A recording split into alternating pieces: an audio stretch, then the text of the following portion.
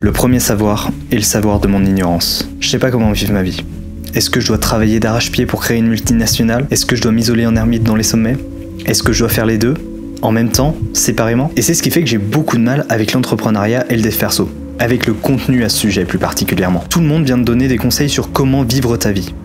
Alors que personne ne sait réellement comment vivre la sienne. J'aurais envie de dire qu'on peut quand même se mettre d'accord sur certains fondamentaux, faire du sport, travailler pour avoir suffisamment d'argent et être confortable, manger sainement, mais même ça, je sais pas si ma vie serait pas mieux en faisant constamment la fête puis rejoindre le club des 27 après une overdose. Alors pourquoi je teste pas ce mode de vie? Probablement parce que partout, de mon entourage physique à mon environnement digital, je vois des gens qui bossent pour monter des business. 5 000, 10 000, 100 000, 1 million, courir après des chiffres pour sortir de la rat race, mais finalement rejoindre une deuxième, une roue plus grosse, plus brillante, toujours plus vite, toujours plus haut, toujours plus de liberté, toujours plus.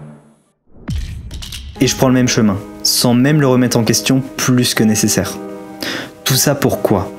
Au moment où j'écris ces mots, je sais pas. Mais je compte bien sur le développement de ma pensée pour cette vidéo pour en savoir un peu plus. Même là, c'est encore une histoire de plus.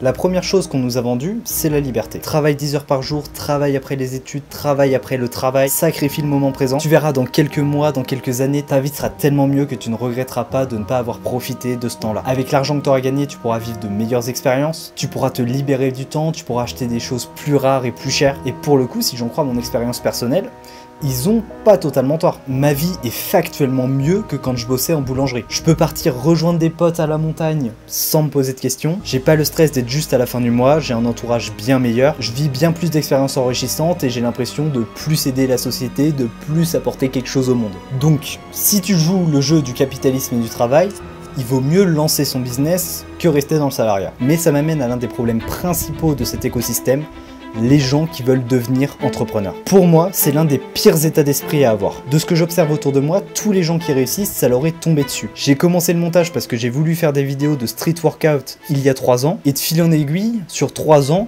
je suis devenu monteur freelance, donc j'ai quitté mon taf, puis j'ai lancé une formation, puis une autre, puis un accompagnement, mais ça s'est toujours fait naturellement sans que j'ai à forcer les choses. Ou en prenant l'exemple de Noé, qui est venu avec moi ici, il s'est pas dit « je vais devenir entrepreneur ». Il a loué sur un coup de tête une maison, il a fait venir du monde, ça s'est transformé en séminaire, il a fait d'autres séminaires qu'il a améliorés au fur et à mesure, puis des colocations, et les projets ils viennent à lui comme ça. Et c'est le cas pour tant d'autres, quasiment tout le monde que je côtoie, qui ont des business qui tiennent la route. Alors que si tu te dis « je veux gagner plus, je veux plus de liberté », mais je sais pas quoi faire, allons voir ce qui se fait, ce qui est le plus simple de faire pour y arriver. Tu te retrouves à te tourner vers le dropshipping, vers le trading, vers l'OFM, et j'ai encore jamais croisé quelqu'un qui vivait bien de son activité après avoir pris une formation de Yomi ou la menace. Et selon moi, c'est pas parce que les formations de ces gens-là sont mauvaises, ça j'en sais rien, j'ai pas eu d'écho là-dessus et j'ai pas été vérifié par moi-même, mais c'est plutôt parce qu'on peut seulement donner le comment, pas le pourquoi. Et si le pourquoi est mauvais, le comment ne marche pas. En gros, pour moi, la démarche de chercher l'objet brillant, le truc pour gagner plus, etc., c'est faire fausse route. C'est un mauvais pourquoi. Le pourquoi, c'est l'objectif.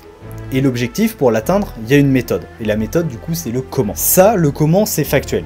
Tu peux le transmettre à quelqu'un, tu peux l'apprendre, tu peux le donner, tu peux le vendre. Dans le cas du dropshipping, tu peux apprendre à quelqu'un à faire des pubs, à trouver les bons produits, à faire les sites pour les vendre. J'espère que je dis pas n'importe quoi, je m'y connais vraiment pas en dropshipping. Ou si le comment c'est le montage, je peux apprendre à quelqu'un à faire des cuts, je peux apprendre à trouver des clients, etc. Le problème c'est qu'il y a plein de personnes sur internet qui viennent te donner le pourquoi pour ensuite pouvoir te vendre le comment. Alors que le pourquoi, encore une fois pour moi, il est pas transmissible, il est censé venir de l'intérieur. Donc clairement là ça vient dévier de leur chemin des personnes qui sont perdues, qui n'auront du coup pas de résultat avec le comment, parce que les fondations, elles sont pas saines. Et pourquoi ça me touche actuellement ça? Parce que je vais tester de m'adresser à ces personnes avec des pubs, et je me suis posé la question de si j'étais aligné avec ça ou pas. Pour te donner un peu plus de contexte, je me suis donné pour objectif de scaler mon business, de déléguer pas mal de trucs, et de lancer des pubs, bref, de turn pro. On remettra en question évidemment cet objectif durant la vidéo, mais pour l'instant, c'est pas le moment. Et pour Scale, je bosse actuellement avec Maxime, un mec super chaud qui est dans la coloc actuellement où je suis. La strat, c'est de tester plusieurs promesses, plusieurs cibles, pour voir sur quelle pub on est les plus rentables. Et l'un de ces axes, c'est le make money. Donc littéralement, les personnes avec un mauvais pourquoi. Premièrement, dans la pub, pour plus d'identification, j'ai dit que j'ai testé le drop, le trading et l'OFM, alors que c'est totalement faux. Et j'aime pas trop mentir. Mais ça, à la rigueur, c'est pas grave si l'axe marketing est mauvais. Ça tourne pendant une semaine et puis après on n'en parle plus, c'est fini. Ça devient problématique si les pubs vendent.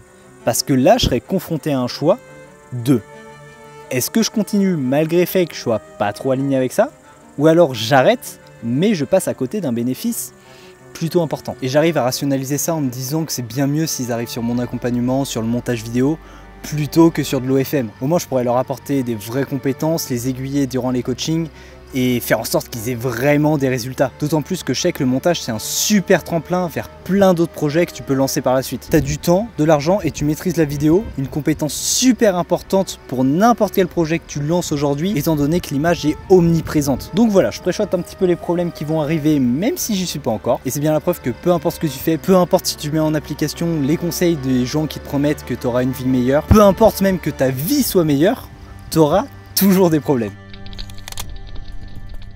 Ton cerveau, il créera toujours des problèmes. Des problèmes plus ou moins durs, forcément, mais quand même des problèmes. À moins peut-être d'atteindre des niveaux de spiritualité et de conscience que j'ai jamais expérimenté personnellement, là, éventuellement, tu arrives à te détacher des problématiques et questionnements que crée ton cerveau. Donc, si tu as toujours des problèmes, peu importe ce que tu fasses. Que même si, quand ta vie est mieux, selon tes propres métriques, même pas forcément des métriques imposées par ton environnement, non, vraiment tes propres métriques, t'es pas plus heureux. Est-ce que la solution ce serait pas juste de subvenir aux besoins de ton corps physique et deal avec les problèmes que ça génère dans ton cerveau? Parce qu'en fait on n'est pas obligé de jouer le jeu du capitalisme, du travail, tu peux limiter au maximum tes possessions et tes envies et faire le strict minimum pour te nourrir en trouvant la manière qui requiert le moins d'efforts. J'ai jamais testé ça, mais de prime abord, ça me fait pas trop envie, parce qu'en fait là tu survis plus que tu ne vis, et tu limites directement le nombre d'opportunités qui s'offrent à toi. L'avantage de l'entrepreneuriat pour ça, c'est que tu as beaucoup plus de facilité à choisir tes problèmes, tu as plus de contrôle dessus. Et finalement, est-ce que c'est pas ça la liberté ?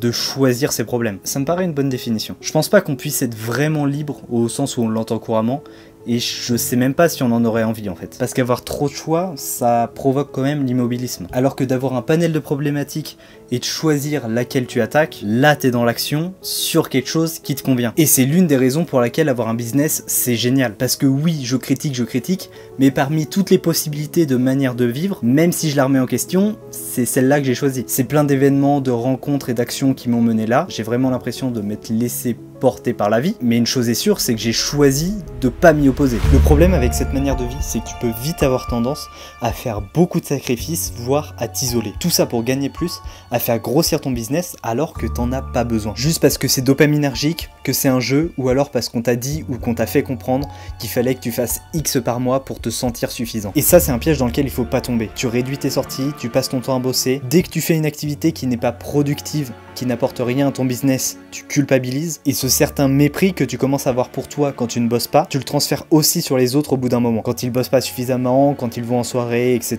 Mais au fond de toi, tu développes du ressentiment, parce qu'ils ont l'air de plus s'amuser, et que même si tu essayes de te persuader que tu fais le bon choix, t'en sais rien. Peut-être que tu es en train de gâcher ton passage sur Terre. Et évidemment, si je te raconte ça, c'est parce que ça m'est arrivé. Et même si c'est à ce moment-là que mon business a commencé à vraiment décoller, et que c'est quand j'en suis sorti que j'ai commencé à vachement ralentir au niveau de ma progression, c'est pas du tout sain. T'es pas motivé par les bonnes choses, t'es motivé par le manque d'argent, le manque de reconnaissance, le manque de confiance. Mais là, j'ai vraiment l'impression d'en être sorti, et je suis vraiment curieux de savoir si je vais pouvoir bien progresser sans être dans cette énergie, en étant plus dans l'équilibre. Et pour ça, j'ai deux solutions qui me viennent en tête. Soit je trouve mon équilibre dans la saisonnalité, été, hiver.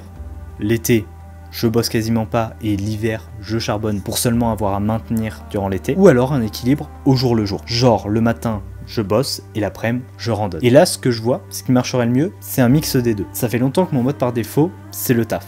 Si j'ai rien à faire, je taffe. Donc il faut que l'été, je me prévoie plein d'aventures, plein d'activités, et avec le temps qu'il me reste, je maintiens le business. Et je fais passer les autres activités en priorité par rapport au business. Et l'hiver, il y a moins de trucs à faire, donc je bosse naturellement plus, et je fais avancer comme ça mon entreprise. Ouais, ça me paraît cool. Maintenant, je dis pas que c'est ce qu'il faut faire, c'est ce qui me paraît le mieux à l'instant T pour vivre ma meilleure vie, mais je vais peut-être changer de vision rapidement, ou alors toujours considérer que c'est la meilleure chose, mais ne pas l'appliquer suffisamment. Je veux plus donner de conseils sur comment vivre sa vie. Je sais déjà pas comment vivre la mienne, je change trop vite d'opinion, et là je suis déjà en désaccord avec certaines vidéos que j'ai publiées il y a pas si longtemps. Tout ce que j'aurais à te dire, c'est copie le parcours des personnes qui t'inspirent et pas ce qu'ils te disent de faire. Au final, comme à chaque fois, il n'y a que les actions qui comptent vraiment. Et la seule chose qui me fait douter de cette recherche de l'équilibre dès maintenant, c'est l'effet cumulé. Plus tu développes tes compétences, ton patrimoine, ton réseau tôt, plus tu as d'intérêt cumulé et plus tu en profites tout le reste de ta vie. Au final, je serais peut-être plus rentable à l'échelle de toute ma vie de mettre ma vie encore en pause pendant 2 ans, de tryhard, et après chercher l'équilibre.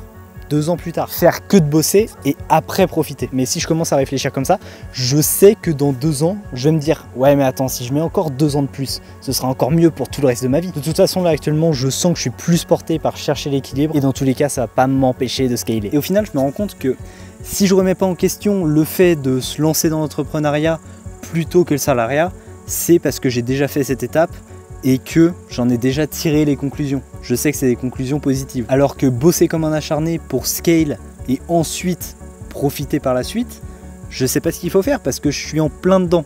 Je suis en train de faire ce choix. Donc forcément, j'arrive pas à trouver la bonne solution. Et je saurais quel était le bon choix, si tant est qu'il y en ait un, qu'une fois que j'aurai passé cette étape. Clairement, on peut comprendre la quête qu'une fois qu'elle est terminée.